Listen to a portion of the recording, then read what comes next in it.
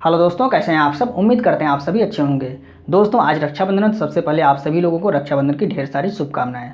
तो आज की वीडियो में हम लोग 30 अगस्त की कुमार गौरव सर की करंट अफेयर्स की फुल पत्ती वाली क्लास का कम समय में रिवीजन करने वाले हैं। वीडियो काफ़ी इंपॉर्टेंट होगा, वीडियो को आप पूरा देखिएगा और अगर आपको वीडियो अच्छी लगे तो इसे अपने दोस्तों तक शेयर जरूर कीजिएगा। तो आइए आज वीडियो को स्टार्ट करते हैं। आज का पहला प्रश्न है, भारत किसके सहयोग से दिल्ली में जलवायु परिवर्तन और स्वास्थ्य केंद्र की स्थापना करेगा। एडीबी यानी कि एशियन डेवलपमेंट बैंक की सहायता से दिल्ली में जलवायु परिवर्तन और स्वास्थ्य केंद्र की स्थापना भारत करेगा। एशियन डेवलपमेंट बैंक, तो एशियन डेवलपमेंट बैंक की स्थापना कब हुई थी? 1966 में इसकी स्थापना हुई थी और इसका मुख्यालय कहाँ पर है? मनीला, फिलीपींस में इसका मुख्यालय है। स्टैटिक जीके का प्रश्न देखिए, UNDP United Nation Development Programme, इसकी स्थापना कब हुई थी? 1965 में इसकी स्थापना हुई थी और इसका मुख्यालय कहाँ पर है? न्यूयॉर्क में इसका मुख्यालय है। और यूएनडीपी द्वारा मानव विकास सूचकांक को जारी किया था, इसको भी आपको नोट कर लेना है।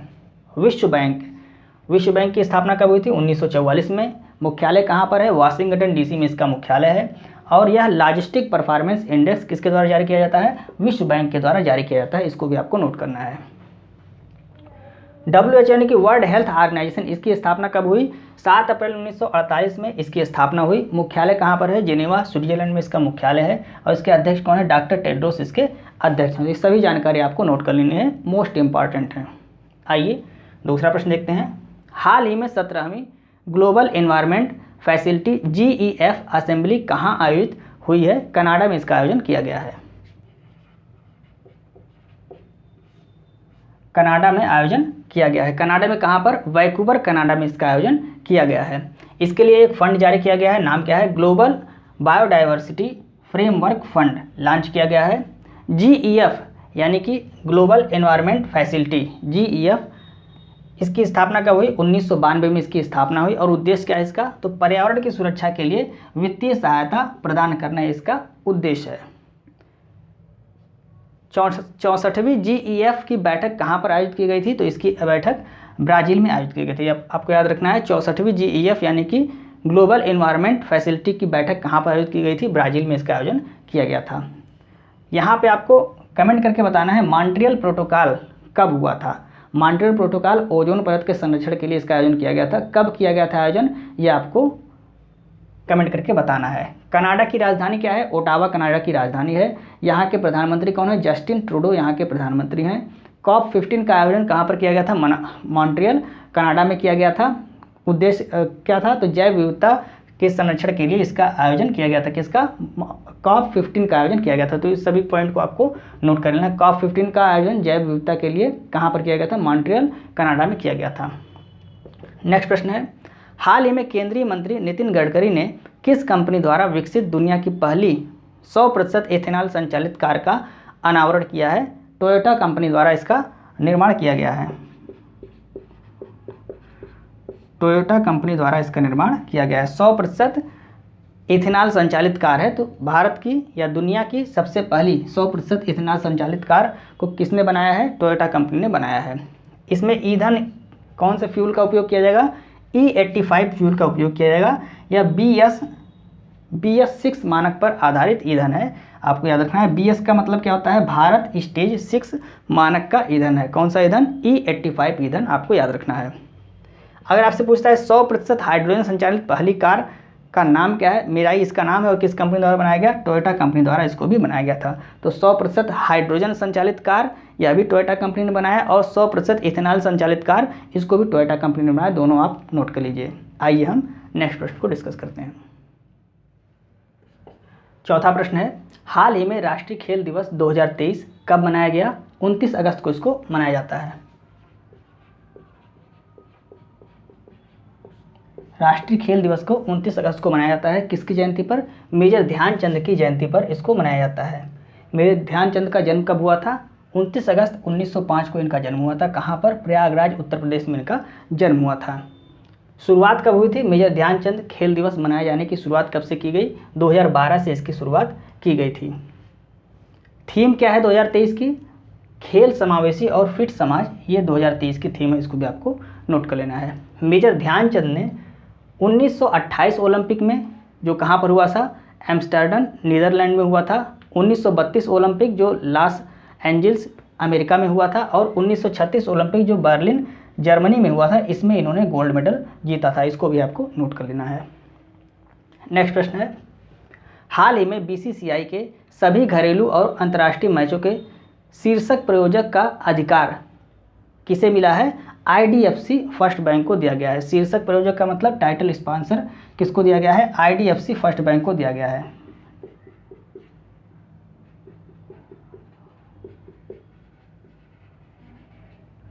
आईडीएफसी फर्स्ट बैंक को टाइटल स्पॉन्सर बनाया गया है। अगले 3 वर्ष के लिए इनको टाइटल स्पॉन्सर बनाया गया है। इसको भी आपको नोट कर लेना है।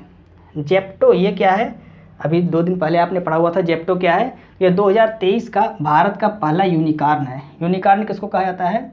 ऐसा स्टार्टअप जिसकी टोटल वैल्यू $1 बिलियन से अधिक हो जाती है, उसको यूनिकॉर्न का दर्जा दिया जाता है। तो यूनिकॉर्न पहले क्या होता है? स्टार्टअप होता है। जब उसकी वैल्यू $1 बिलियन से अधिक हो जाती है तो उसको यूनिकॉर्न का दर्जा दे दिया जाता है। तो जेप्टो ये क्या है? 2023 का भारत का पहला यूनिकॉर्न है। और ये कैसी कंपनी है? तो यह एक ऑनलाइन ग्रोसरी को पहुँचाने, जैसे ऑनलाइन ग्रोसरी सर्विस की कंपनी है। ये 10 मिनट में जो ग्रोसरी होती है उसको लोगों तक पहुंचाती है जो इसको ऑर्डर करता है। तो ये कैसी कंपनी है? ऑनलाइन ग्रोसरी सर्विस देने की कंपनी है।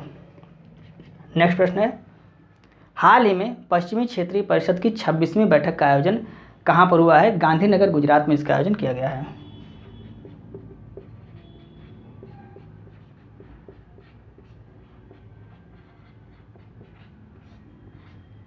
गांधीनगर गुजरात में आयोजन किया गया है। पश्चिमी क्षेत्रीय परिषद की 26वीं बैठक का आयोजन कहाँ पर किया गया है? गांधीनगर गुजरात में किया गया है। क्षेत्रीय परिषद की स्थापना कब हुई, कैसे हुई? तो क्षेत्रीय परिषद की स्थापना राज्य पुनर्गठन अधिनियम 1956 से की गई थी। और कुल 5 क्षेत्रीय परिषद हैं। कुल 5 क्षेत्रीय परिषद हैं, जिसमें देखिए नॉर्थ, ईस्ट, साउथ और वेस्ट और एक मिडिल, ये 5 क्षेत्रीय परिषद हैं। तो इसका मुख्यालय कहाँ है? जो उत्तरी है उस नॉर्थ का मुख्यालय दिल्ली में है, और ईस्ट का मुख्यालय कहाँ पर है? कोलकाता में है। साउथ का मुख्यालय कहाँ पर? चेन्नई में है। और वेस्ट यानी कि पश्चिम का मुख्यालय कहाँ पर? मुंबई में है। और मिडिल जो है इसका मुख्यालय कहाँ पर है? प्रयागराज में है।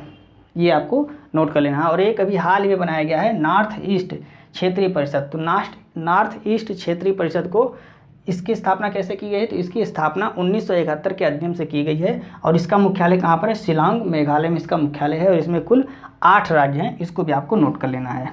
नॉर्थ ईस्ट क्षेत्रीय परिषद, इसका मुख्यालय कहाँ पर है? शिलांग में है। स्थापना 1971 के अधिनियम से की गई है। इसमें कुल 8 राज्य हैं, इसको भी आपको नोट कर लेना है। आइए और एक चीज़ और देख लीजिए, यहाँ पर क्षेत्रीय परिषद के अध्यक्ष कौन होते हैं? गृह मंत्री होते हैं। यह भी इंपॉर्टेंट है। क्षेत्रीय परिषद के अध्यक्ष कौन होते हैं? गृह मंत्री होते हैं। इसको भी आपको नोट कर लेना है। आइए हम नेक्स्ट प्रश्न को डिस्कस करते हैं। 7वां प्रश्न है, हाल ही में दिवंगत हुए अंग्रेजी भाषा के पहले साहित्य अकादमी पुरस्कार प्राप्त करने वाले कवि कौन थे? जयंत महापात्र ये पहले कवि थे।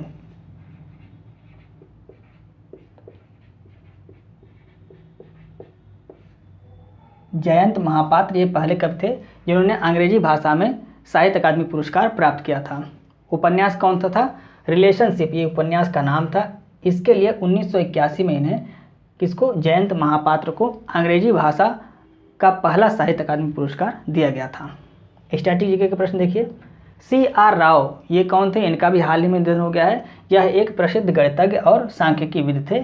अभी हाल ही में इनका निधन हुआ है। दिलीप महालनोबिस ये कौन थे? इनका भी हाल ही में निधन हो गया है। तो यह ORS घोल के खोजकर्ता थे। इनको भी आपको नोट कर लेना है। कमेंट करके आपको बताना है बालकृष्ण दोषी जिनका हाल ही में निधन हो गया किस क्षेत्र से संबंधित है, इसको आपको कमेंट करके बताना है। नेक्स्ट प्रश्न है, हाल ही में चर्चा में रही मुख्यमंत्री मुफ्त नाश्ता योजना का संबंध किस राज्य से है? तमिलनाडु राज्य से इसका संबंध है।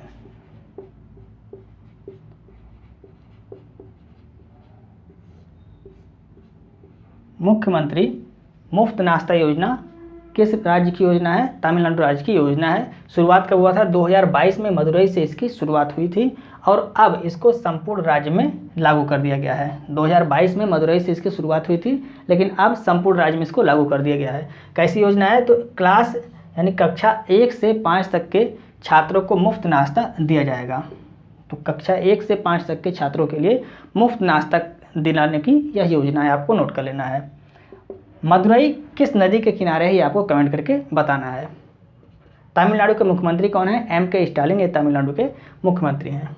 नेक्स्ट प्रश्न है, हाल ही में इंडियन ऑयल का ब्रांड एम्बेसडर किसे नियुक्त किया गया है? इंडियन ऑयल का ब्रांड एम्बेसडर संजीव कपूर को नियुक्त किया गया है।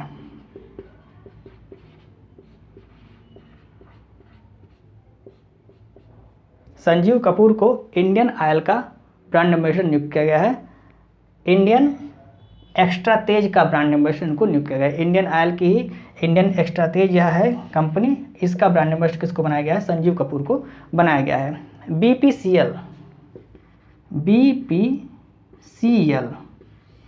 भारत पेट्रोलियम कॉर्पोरेशन लिमिटेड का हाल ही में ब्रांड एम्बेसडर किसको बनाया गया है? राहुल द्रविड़ को बनाया गया है। इसको भी आप नोट कर लीजिए, राहुल द्रविड़ को बनाया गया है। इन्फोसिस ने किस महिला को अपना ब्रांड एम्बेसडर बनाया है? इसको आपको कमेंट करके बताना है। 10वां प्रश्न है, हाल ही में डिवाइन मिस अर्थ इंडिया और डिवाइन मिस इंटरनेशनल इंडिया 2023 का खिताब जीतने वाली प्रियन सेन और प्रवीणा अंजना का संबंध किस राज्य से है? तो ये राजस्थान राज्य से संबंधित है।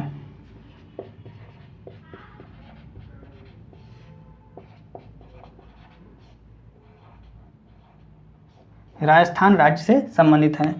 प्रियन सेन ये सीकर राजस्थान से, ये मतलब सीकर राजस्थान की रहने वाली हैं, और प्रवीणा अंजना ये प्रतापगढ़ राजस्थान की रहने वाली हैं। यह आपको नोट कर लेना है। मिस यूनिवर्स 2023 का खिताब किसने जीता? ये आपको कमेंट करके बताना है। जो प्रश्न आपसे कहे जाते हैं कमेंट करके आप बताइए, उसका उत्तर आप दिया कीजिए, क्योंकि आप जब उत्तर देते हैं तो उससे हमें मोटिवेशन मिलता है और आपका भी कॉन्फिडेंस बढ़ता है। तो अगर आपको इसका प्रश्न आ रहा है तो आप कमेंट करके जरूर बताया करें, और वीडियो कैसी लगी इसको भी आप कमेंट करके जरूर बताएं। तो आज की वीडियो के 10 महत्वपूर्ण प्रश्न जिसको हमने कम समय में आपको रिवाइज कराने की पूरी कोशिश की। उम्मीद है आपको वीडियो अच्छी लग रही होगी। यदि आपको वीडियो अच्छी लग रही है तो आप इसे अपने दोस्तों को जरूर शेयर करें और वीडियो को लाइक और सब्सक्राइब करना ना भूलें। मिलता है नेक्स्ट वीडियो में। जय हिंद।